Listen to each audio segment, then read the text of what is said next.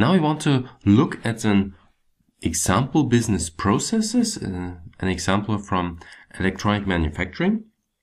And we want to try to model it in an easy way first. So what does a process look like? The process actually starts with a purchase order. Some customer orders a product, then the product is produced, and finally the product is delivered to the customer. These are the basic steps in our production of electronic devices.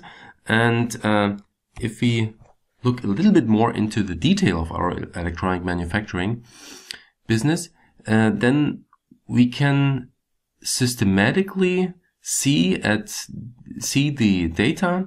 We can systematically see the steps which are required for the production, and we can also see the resources which are used. And in this example, it starts with the customer here, and the customer makes a purchase order. So he sends the purchase order to the company in which we produce the products. And then this purchase order flows into this process for the production. So that means the purchase order is taken, and the number of products maybe is taken here to test the components.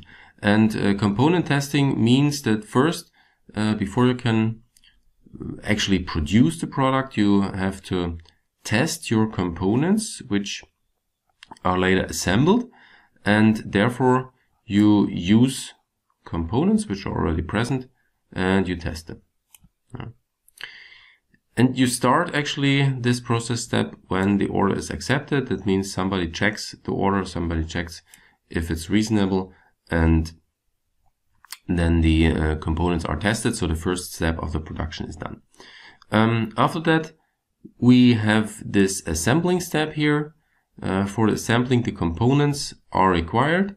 There's also a checklist required for assembling, and the assembling is done by a person or by a job who is described as a device assembler, and the device assembler is part of the production. So these are our resources, actually, the resources for performing these two steps here, because they are connected.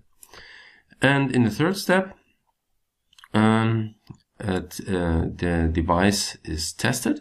After the second step, the assembly step, an electronic device is produced, and then it's tested. It's tested, and we have a special measurement device with which we test. So we model here the measurement device as a resource. And out of this activity, a test report is generated, and we can see that the order actually is done. The order is done, and it's the order for our customer. And then the process is finished, the assembly, the production process is finished, and the device is assembled. So as you can see here, there are different steps which are taken to produce the product, and there are also different information, different things which are required, and these different aspects are modeled regarding the ARIS method in different views onto the system. And we will see now how these different views look like, what they contain, and how they are called.